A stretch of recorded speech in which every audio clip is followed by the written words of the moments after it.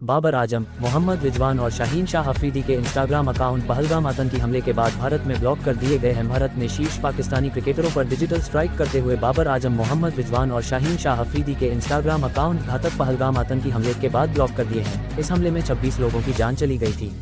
ये तीनों वर्तमान में पाकिस्तान सुपर लीग PSL 2025 में भाग ले रहे हैं तथा क्रमशः पेशावर जालमी, मुल्तान सुल्तान और लाहौर कलंदर्स का प्रतिनिधित्व करते हैं। हालांकि भारतीय उपयोगकर्ता अब उनके इंस्टाग्राम पेजों तक नहीं पहुंच सकते हैं, जिसमें देश में सामग्री को प्रतिबंधित करने के कानूनी अनुरोध के अनुपालन का हवाला देते हुए एक संदेश है। ये कदम कश्मीर में 22 अप्रैल को हुए आतंकवादी हमले के बाद व्यापक कार्रवाई के हिस्से के रूप में उठाया गया है, जहां पहलगाम के पर्यटन स्थल के पास एक घास के मैदान में बंदूकधारियों द्वारा की गई गोलीबारी में 25 पर्यटक और एक कश्मीरी स्थानीय मारे गए थे।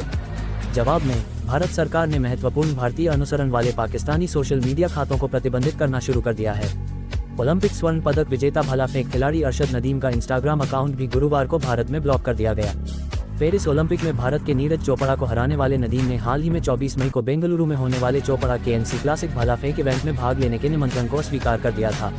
इस सप्ताह की शुरुआत में कई पाकिस्तानी YouTube चैनलों को भी भारत में भड़काऊ और सांप्रदायिक रूप से संवेदनशील सामग्री का प्रसार और भारत, उसकी सेना और सुरक्षा एजेंसियों के खिलाफ गलत सूचना के लिए रोक दिया गया था।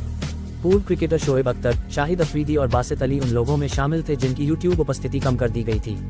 दिलचस्प बात यह है कि बाबर, रिजवान और शाहीन के अकाउंट के विपरीत उनके इंस्टाग्राम प्रोफाइल अभी भी दिखाई दे रहे हैं। अभिनेत्री माहिरा खान और अली जफर सहित अन्य उल्लेखनीय पाकिस्तानी हस्तियों के इंस्टाग्राम प्रोफाइल भी भारत में प्रतिबंधित कर दिए गए हैं, जो बढ़ते द्विपक्षीय तनाव के बीच एक महत्वपूर्ण डिजिटल नाकाबंदी को दर्शाता है।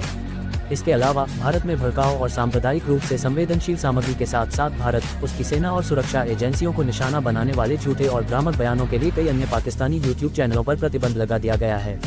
अन्य प्रतिबंधित चैनलों में don news, Irshad Bhatti, Samaa TV, ARY news, Bol news, Raftar, the Pakistan reference, Geo news, Samaa sports, GNN, Uzair cricket, Umar Cheema exclusive, Asma Shirazi, Muneeb Farooq, Suno news HD और रजीनामा शामिल हैं।